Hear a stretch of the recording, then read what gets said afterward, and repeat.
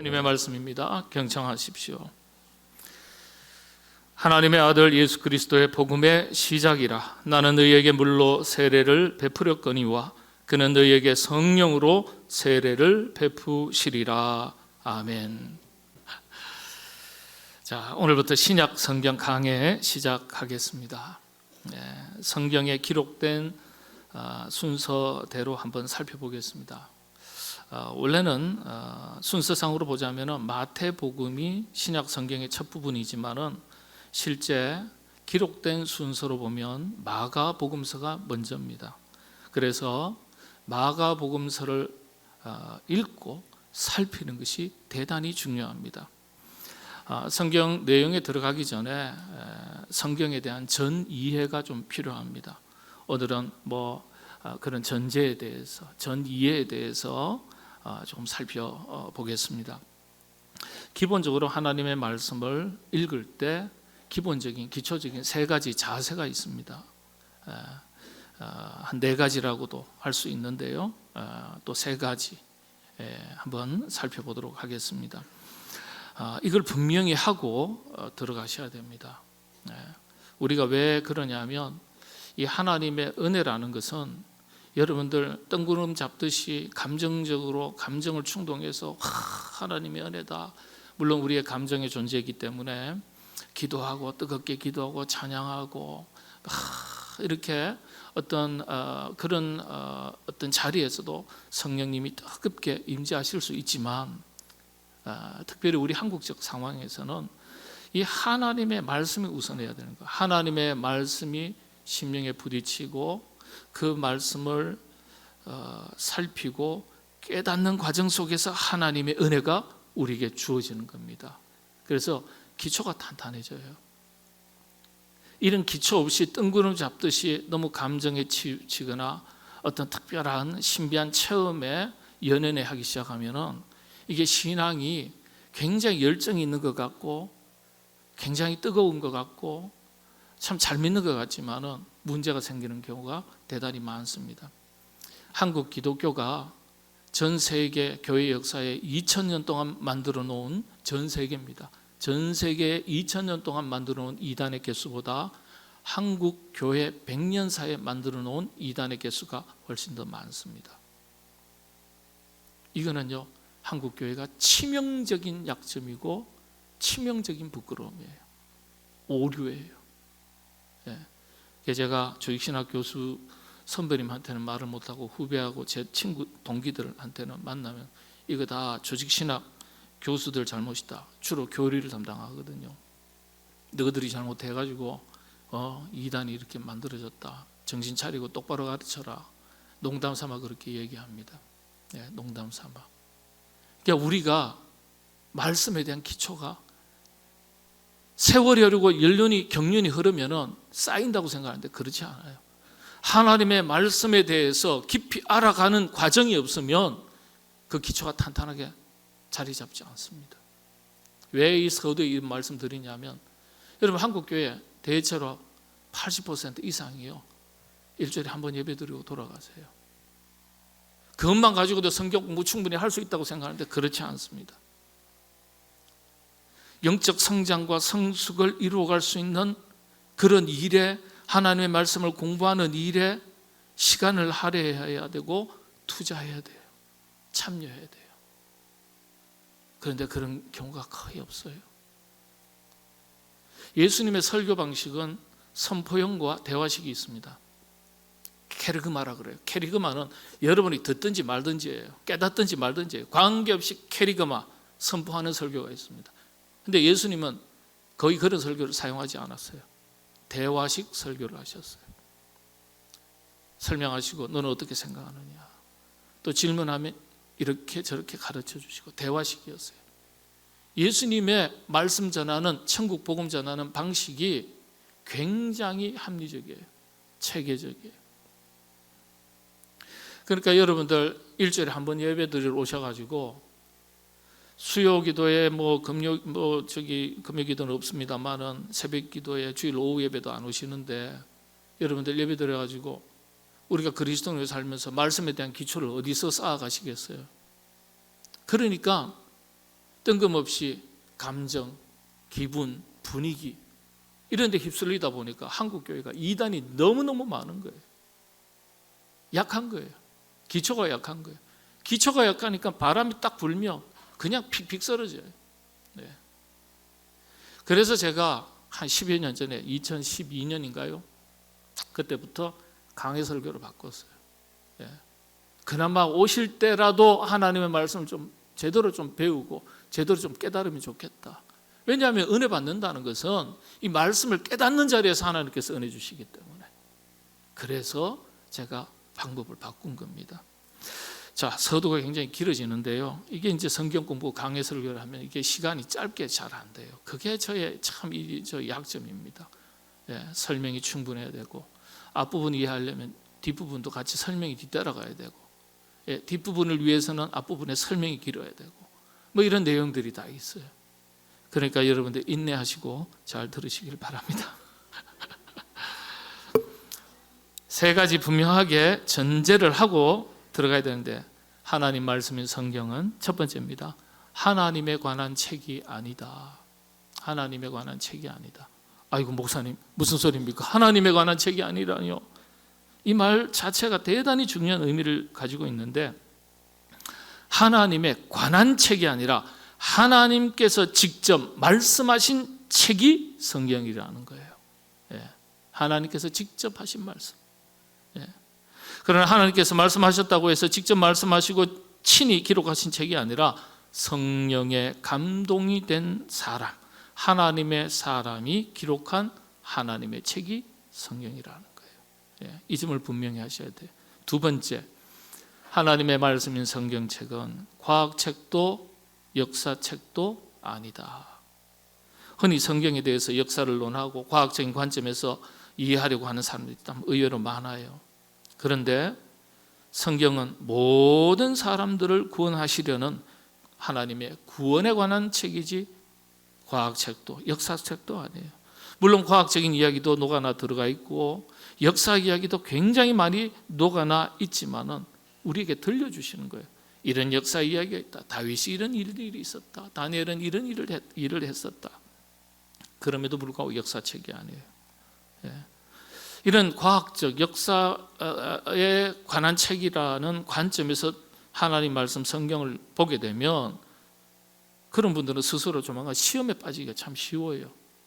신앙이 성장하기가 어려워요. 과학적으로 성경을 파고 들어가면 여기저기에 참 모순과 허점이 있게 마련입니다.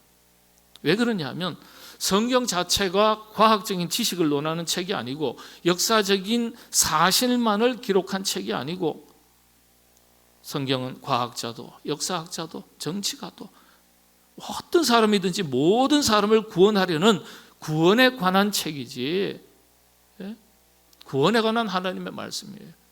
과학책, 역사책이 아니에요. 그런 관점으로 보기 어려워요. 요한복음서 15장 11절 성경을 읽는 기본적인 자세 중에 아주 이 본문이 중요한데 같이 한 목소리로 봉독하겠습니다. 같이 읽습니다. 내가 이것을 너희에게 이름은 내 기쁨이 너희 안에 있어 너희 기쁨을 충만하게 하려 함이라. 아멘. 예. 누구의 기쁨입니까? 예수님께서 품으셨던 기쁨이 우리들에게 이 말씀을 통해서 전해져서 그 기쁨을 함께 누리며 살도록 하시려고 예수님께서 이 말씀을 우리에게 주신다는 거예요. 같은 말씀인데 요한일서 1장 4절 같이 한번 또 봉독합니다. 시작합니다. 우리가 이것을 쓰면 우리의 기쁨이 충만하게 하려 함이라. 사도 바울이 이 편지를 쓸 때 하나님의 말씀으로 성령님의 감동으로 이 편지를 쓸 때 이걸 쓰는 것은 우리의 기쁨이 충만하게 하려 함이라 그랬습니다. 이 서신을 읽는 하나님의 말씀을 읽는 사람이 기쁨이 있게 하려고, 기쁨 충만하게 하려고 그래서 쓴다는 거예요. 이 기쁨이라는 헬라 말이 칼라 그럽니다. 칼라. 예. 이 카라라는 말은, 칼라라는 말은 세 가지 뜻이 담겨져 있습니다. 우리 칼리스, 카리스타, 칼리에 다 은혜라는 뜻이거든요. 은혜로운, 은혜롭게, 은혜 이런 뜻인데 칼리스. 그래서 카알라라는 칼라라는 이 단어도 기쁨이라는 뜻이에요. 그리고 은혜라는 뜻이에요. 근데 동사로 쓰이면 카라라고 쓰이면 누린다라는 뜻입니다. 누린다. 여러분, 은혜를 받으면 그 은혜를 누리는 거예요. 은혜 받으면 기쁘고, 기쁨이라는 것이 은혜예요. 말씀을 받고 기쁨을 누리고 사는 생활이 은혜 생활이죠. 그래서 우리가 성경을 대할 때 하나님께서 우리에게 이 말씀을 주시는 하나님의 뜻을 잘 깨달아서 하나님 아버지의 뜻에 합당한 기쁨을 누리는 삶을 살아갈 수 있어야 되겠습니다. 금년 한 해 그런 마음으로 말씀을 가까이 하시고, 그렇게 하실 때 하나님께서 여러분의 10년 가운데 큰 은혜, 기쁨을 더해 주시기를 바랍니다. 그래서 여러분들 하나님 말씀을 가까이 할 때마다 우리 예수 믿는 사람은 이 인상이 좋아야 돼요. 잘생겼다는 뜻이 아니에요. 온갖 세상 걱정 근심 다 우리가 그 속에 살아가지만은 신앙생활 계속 하면서도 뭐 그냥 인상이 어둡고 스트레스 받고, 그러면 이게 신앙생활 뭔가 문제가 있는 거예요. 신앙생활이 즐거워야 돼요. 이 하나님의 말씀은 행복 교과서거든요. 행복 교과서예요. 그래서 우리가 신앙생활 할 때는요, 기쁘고 즐거운 마음으로 해야 돼요. 그런데 다 교회 오니까 아이고 저 인간 저 얼굴 보니까 괴롭네. 아이 우리 목사님도 얼굴 왜 이렇게 시커멓지? 아유 누구는 보는 순간 주고받고 관계하는 것 없는데도 내 스타일이 아니라고 미워 죽겠는 거예요. 그러면 곤란해요. 교회 와가지고 신앙생활이 즐거워야 되고 행복해져야 돼요. 행복하지 않고 즐겁지 않으면 하나님의 도우심을 구하셔야 돼요. 하나님, 여러분 환경이 바뀌어야 내가 행복하다고요? 그런 환경, 그런 세상 안 옵니다. 안 와. 내 마음이 바뀌어야 환경이 그대로여도 내가 기쁘고 즐거울 수 있는 거예요. 여러분 금년 한 해 그런 은혜가 여러분들에게 있으시기를 바랍니다. 세 번째, 성경은 하나님의 말씀인 성경 구원의 책이다. 구원의 스토리다. 스토리가 아니에요. 여러분들 영어로 스토리라고 말하지 않고 사가라고 말합니다. 이것도 영어예요. 사가. 이게 뭐냐 하면 우리로 하여금 생명을 얻어 누리게 하는 그런 영적 깊은 진리, 교훈을 담은 이야기를 말할 때 영어에서는 사가라고 말합니다. 그렇게 표현해요. 사가. 그러니까 우리 드라마 중에서도 대하 드라마 뭐 그런 게 있죠. 대하 드라마. 그게 뭡니까? 아주 그 속에 깊이 있는 교훈이 있고 깨달음이 있는 그런 이야기를 말할 때 사가라고 말합니다. 삼국지 이렇게 뭐라 그럴까요? 춘향전, 홍길동전, 이런 차원을 넘어서는 거죠. 이야기라고 해서 너무 이야기로 비약해서는 안 돼요. 숨은 뜻이 반드시 있게 마련인데 이걸 찾는 것이 핵심입니다. 그게 하나님의 뜻이니까. 그래서 성경을 읽다가 잘못 읽으면 아주 엉뚱한 방향으로 나가고 신앙생활을 잘못할 수 있습니다. 그런 일들이 많아요. 사나이가 말이지 자기 사는 한평생 자기 신념을 가지고 살고 말이야. 줏대 있게 살고 말이야. 그 신념을 가지고 목숨을 바친다. 그럼 들어보기엔 참 멋지죠. 그런 사나이 중에 사나이 다니엘이 말이야. 사자가 아까워서 잡아먹겠냐. 그래서 사자가 잡아먹지 않아서 다니엘 세 친구가 살아났다. 틀렸죠. 하나님께서 사자의 입을 봉하셨다. 이렇게 기록되어 있어요. 인류가 언제부터 망가진 줄 아냐? 어디에서부터 망가졌냐? 부부 싸움에서부터 망가지기 시작했다. 왜냐? 남자가 여자보다 이 수명이 짧은지 왜 그런 줄 아냐? 여러분 지금 여성들의 이번 평균 수명이 86세로 나왔대요. 깜짝 놀랐어요. 축하드립니다. 아멘이 없으시군요. 남성은 보통 여성보다는 6, 7년 더 짧아요. 그래서 80세를 훌쩍훌쩍 넘는다는 게 얼마나 참 복된 일입니까? 그럼에도 불구하고 남자가 여자보다는 수명이 짧다. 왜 짧은 줄 아냐? 여성이 왜 수명이 더 긴 줄 아냐? 재료가 틀리다. 재료. 남자는 흙으로 만들었고 여성은 뭐예요? 아담이 잠잘 때 갈빗들을 취해서 하와를 만들었는데 본 차이나다. 본 차이나. 기본적으로 재료가 틀리니까 여성이 원래 오래 살도록 되어 있다. 그래서 여성들이 언제 복수하는 줄 아냐? 남자가 나이 들었을 때 그때 복수한다. 여성들의 반란 뭐 이러고, 여러분 이러면 성경을 잘못 읽는 거예요. 예? 너무 상상력을 동원해서 알레고리칼한 해석이라 그러죠. 자의적 해석을 하게 되면 엉뚱한 결론에 이르게 됩니다. 그래서 깊이 있게 정확하게 하는 게 중요해요. 성경 속에서 구원의 이야기를, 구원의 사실을 담은 이야기를 우리가 공부할 때, 전할 때는 그런 영적 깊이 있는 것을 가지고 전하고 또 영적 깊이를 추구해야 되죠. 여러분 금년 한 해에도 그렇게 이 신약 성경을 살펴나갈 때 여러분들이 그런 말씀으로 받으시게 되기를 바랍니다. 그래서 호응이 있어야 돼요. 전하는 저도 참 준비하면서 은혜 받고, 또 전할 때 여러분들도 영적 깊이가 있고 그 속에서 뜻을 깨닫고 깨닫은 자리에 은혜를 받고, 아는 것도 처음 듣는 것처럼 들으시고, 아는 것도 처음 듣는 것처럼 들으시고, 그게 굉장히 중요해요. 저한테는. 여러분한테는 안 중요한지 모르겠지만 저한테는 중요해요. 2층 아시겠죠? 감사합니다. 하나님의 말씀을 읽을 때 추구해야 될 그 기본 전제 조건이고요. 우리 각자에게 기본 자세가 있습니다. 저의 이건 설교를 말씀을 전하는 제 기본적인 4가지 어떤 자세라 그럴까요? 여러분들도 마찬가지입니다. 한번 간단하게 살피겠는데요. 첫 번째가 쉽게 전한다. 쉽게 전하자. 여러분 쉽게 전하자 그랬는데 교회에서는요, 영적 깊이가 깊은 분도 있고 영적 깊이가 얕은 분도 있어요. 근데 영적 깊이가 얕은 분한테 그게 맞추면 깊이가 있는 분은 싱거워요. 싱거우니까 맛이 없는 거예요. 은혜가 없는 것 같기도 하고. 또 깊은 분한테 맞추면 어떻게 됩니까?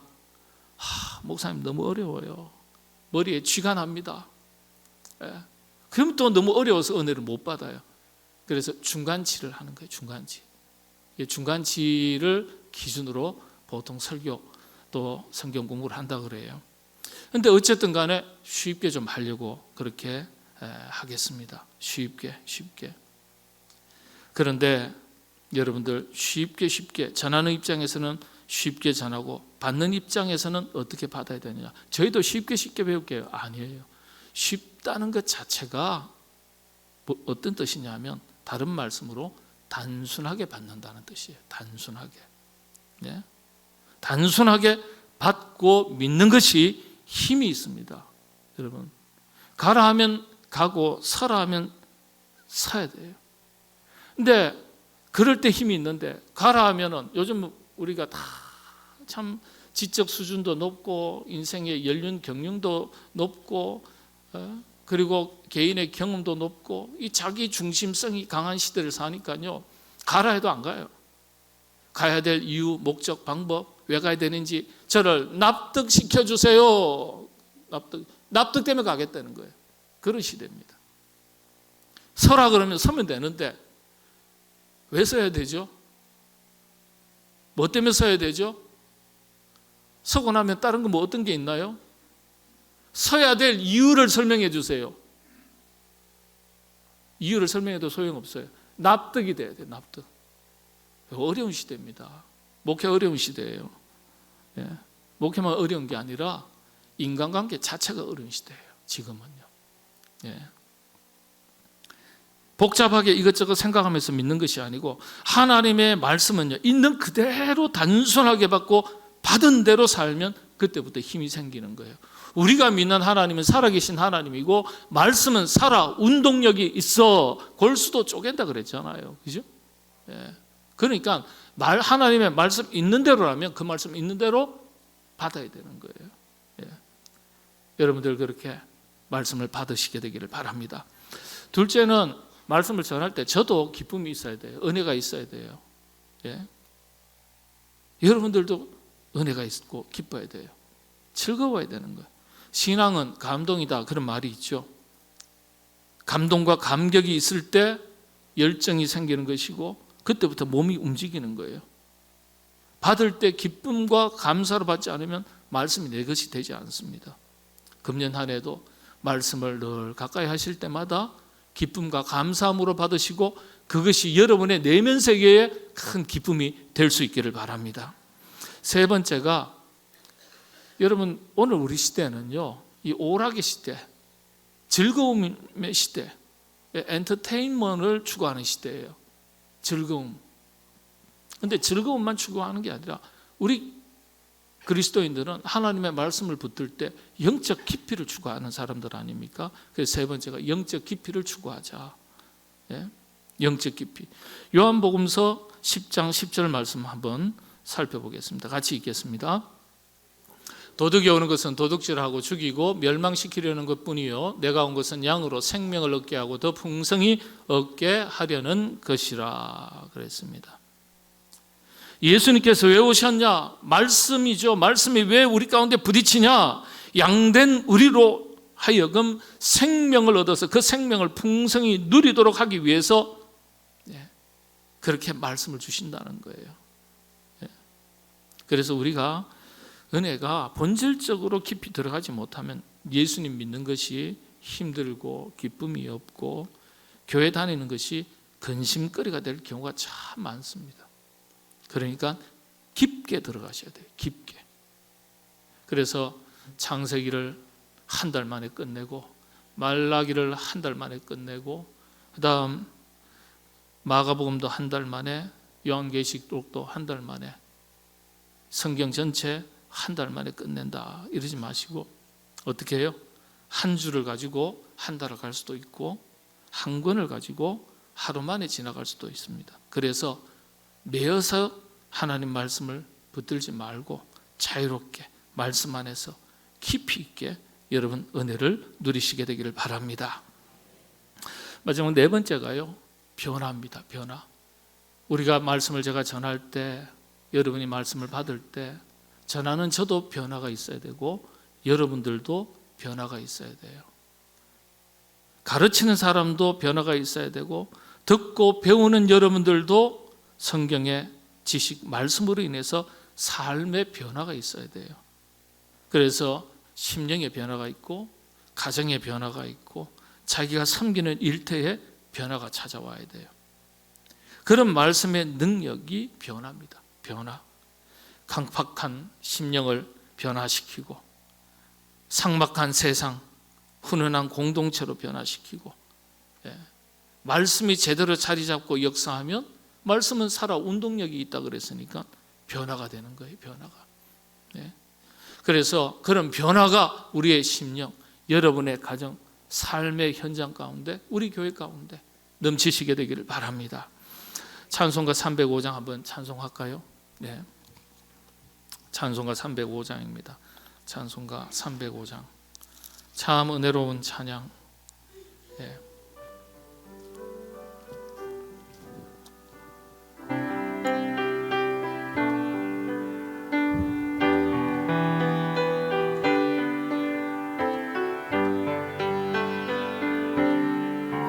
나 같은 죄인 살리신 주은혜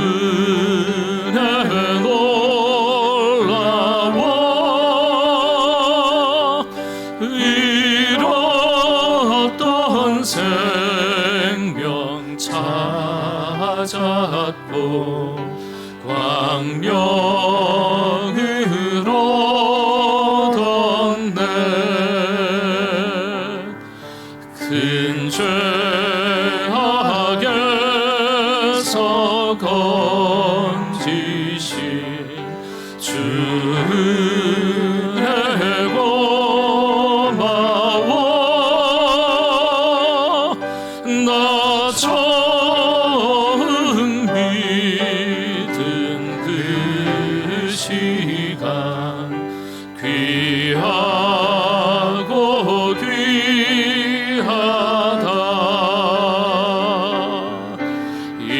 이제껏 내가 산 것도 주님의 은혜로 또 나를 장차 본향에 인도해 주시리 거기서 우리 영원히 주님의 은혜로 해처럼 밝게 살면서 주 찬양하리라.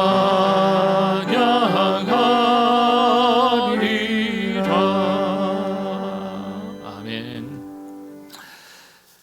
네 번째, 변화. 네 번째가 변화라고 말씀을 드렸습니다. 이 말씀을 가까이 할 때 내적인 변화가 있어야 돼요. 그렇지 않으면 말씀을 받는데 실패한 겁니다. 말씀의 홍수 속에 살지만은 그 말씀이 내게 와서 부딪혀야 돼요. 여러분, 다른 사람한테 들리는 말씀으로 들리면 그 설교를 잘못 듣는 거고 성경 잘못 보는 겁니다. 우리 목사님은 꼭 나들으라고 하시는 말씀 같아. 그게 정답입니다. 그게 정답이에요. 나한테 와서 말씀이 부딪혀야지 옆 사람한테 가서 부딪히면 나는 어디가 있냐 말이에요. 안 그렇습니까? 예? 자기한테 와서 부딪혀야 되는 거예요. 꼭 나들으라고 하시는 말씀 같아. 그 정확한 거예요. 이 찬송 시를 지은 분이 원래 노예선에 배사름을 시작해서 장교를 시작해서 나중에 선장이 된 사람입니다.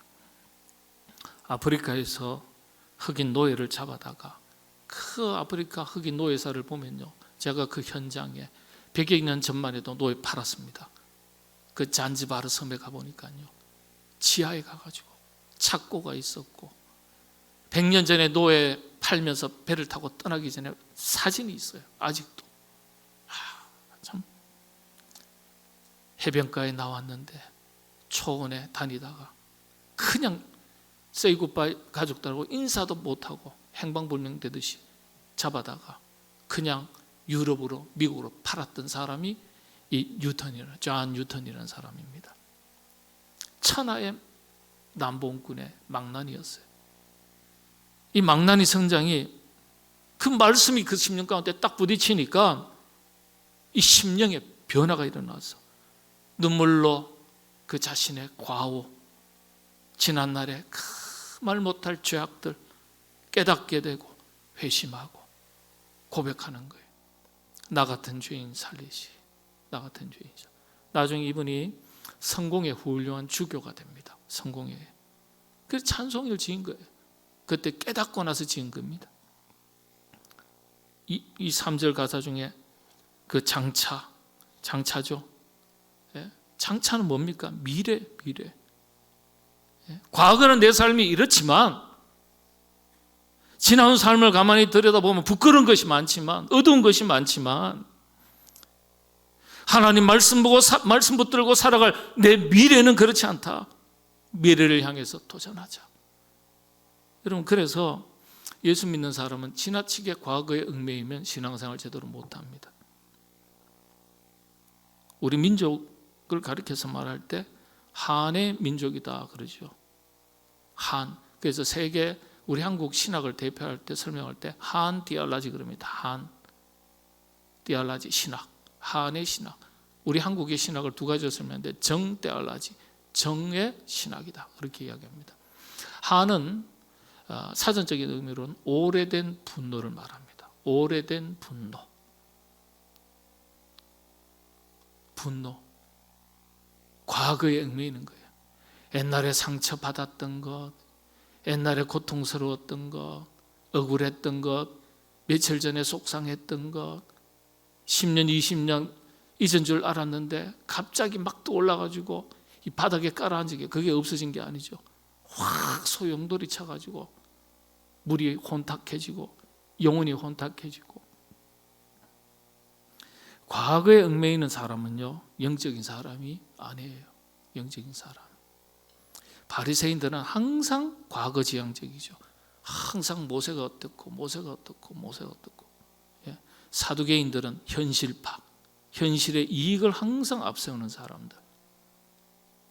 예수님의 제자들은 항상 미래예요. 우리식으로 말하면 변변히 뭘 내세울 것도 없는 사람들인데, 그런 사람들이 땅끝까지 복음을 전해라 전하는 거예요. 미래예요. 그래서 하나님의 말씀을 가까이 하고 말씀을 살피고 공부하고 배우는 사람은 이 말씀이 제대로만 자리 잡으면 폭발력이 있어요. 폭발력이 있어요. 크리스찬들의 힘은요 미래에 도전하기 때문에 힘이 있는 거예요. 이것저것 보고 아니다, 복음을 전하자, 예? 복음을 전해보자. 핍박의 시대지만은 할 수 있다, 열매가 있을 것이다. 미래를 도전하는 거예요. 과거에 지나치게 얽매이거나 세속에 너무 지나치게 얽매이는 사람은 겁낼 것 별로 없어요. 자신의 어떤 자존심, 가치관, 어떤 개인의 꿈, 이런 분들은 현실의 이권에 얽매인 사람은 대단히 취약합니다. 이권만 한번 흔들어 버리면 맥을 못 쳐요. 그런데 미래의 비전을 가지고 꿈 있는 사람은요 어떤 시련과 역경도 이겨내요. 왜냐? 꿈이 있기 때문에. 그 꿈을 위해서 자신의 인생을 투자하기 때문에. 그게 폭발력이 있는 거예요. 그리스도인들은 현실주의자가 아니에요. 현실을 무시하자는 얘기 아니에요. 미래지향적인 사람이에요. 비저너리예요. 비전의 사람들이에요.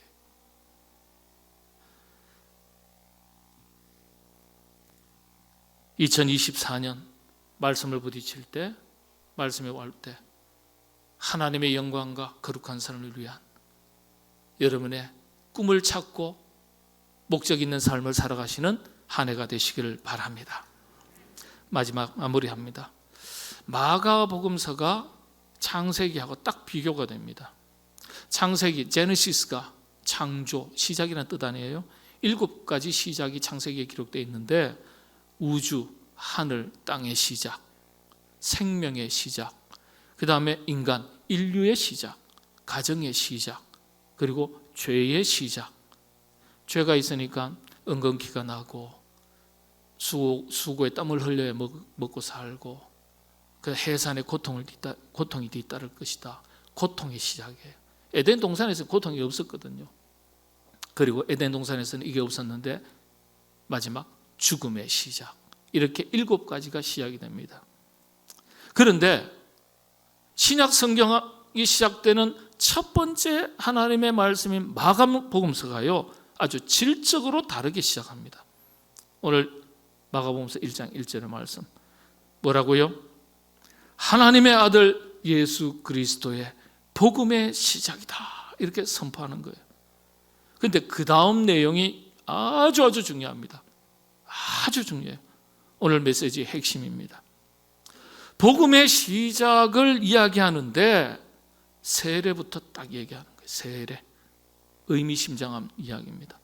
마태복음은요 예수님의 족보부터 이야기 시작합니다. 마가복음은 세례부터 다뤄요. 이게 메시지입니다. 여러분, 신약 성경하는 첫 서두가 세례 이야기를 다루는데 이 세례가 예수님의 마지막 유언하고 연결이 되어 있어요. 너희가 권능을 받아서 아버지와 세상 모든 족속을 삼아서, 민족을 족속으로 삼아 뭐라고요? 아버지와 아들과 아들의 이름으로 세례를 주고 그랬어요. 세례를 주고. 예수님께서 말씀만 전파하라 그러지 않았어요. 세례를 부탁했어요. 세례를. 그런데 예수 그리스도의 복음의 시작이다 하면서 막바로 세례 이야기가 나와요. 이게 무슨 뜻일까요? 세례는 물로 씻는 것, 거듭나는 걸 말하는 겁니다. 새로운 삶의 시작을 말하는 거예요. 은혜, 복의 시작이에요. 복음이 자기에게 와서 부딪힐 때 자기 삶이 새롭게 시작되는 걸 의미하는 겁니다. 곧 새 사람이 되고 새로운 인생이 시작되는 거예요. 여러분, 참고로 말씀드리는데, 세례가 죄를 씻고 새로워지는 것, 거듭남을 말하는데 성령님의 임재 이야기하죠. 성령 세례. 근데 성령이 역사하지 않는 경우가 성경을 기준으로 해서 세 가지입니다. 죄를 범하는 중일 때, 죄를 지을 때, 그 다음에 누군가를 미워할 때, 세 번째 분노할 때입니다. 분노할 때 성령의 역사가 소멸된다 그랬어요. 여러분, 그러니까 우리가 신앙생활 잘해야 돼요. 잘해야 돼요. 막 하나님의 은혜 이야기하고 말씀 얘기하고 막 그런데 여기서 막 칼 갈고 앉아 있는 거예요. 누구는 죽이고 누구는 살리고 막.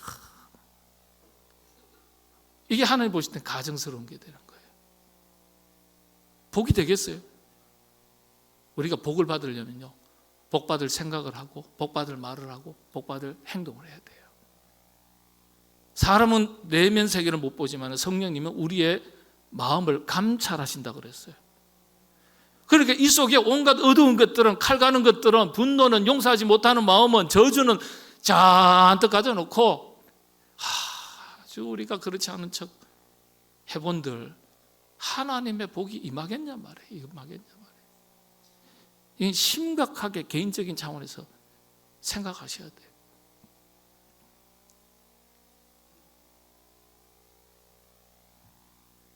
그래서 항상 복음이 자기 심령 가운데 와서 부딪힐 때, 말씀을 들을 때, 말씀을 읽을 때 새로운 각오와 결단이 생기고 변화된 삶이 뒤따라야 됩니다.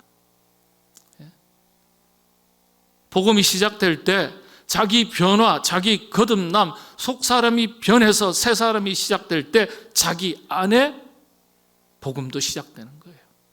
그렇지 않으면 말씀의 홍수 시대에 복음이 나와는 아무런 상관도 없는 것이 되는 겁니다. 이런 관점에서 볼 때 내 안에서부터 복음이 시작돼야 돼요.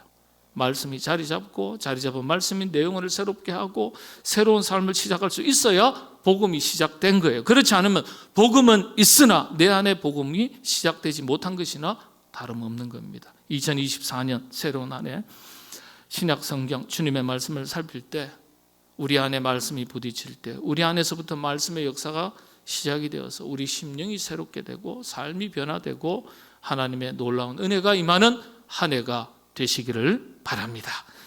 기도하겠습니다. 하나님의 아들 예수 그리스도의 복음의 시작이라. 주님, 2024년 말씀이 우리 심령 가운데 부딪힐 때 하나님 음성 듣게 하시고 뜻을 깨닫게 하시고 우리 영혼의 내면 세계에서도 복음의 놀라운 능력이 시작될 수 있도록 인도하여 주옵소서. 말씀 때문에 나의 심령이 변화되고 우리 가정이 변화되고 우리의 삶의 터전이 변화되고 주의 몸된 우리 교회가 변화되어서 이 영향력을 가지고 세상을 변화시켜 나갈 줄 아는 우리 교회요 온 주의 권속들 되게 인도하여 주시옵소서. 예수님의 이름으로 기도하옵나이다. 아멘.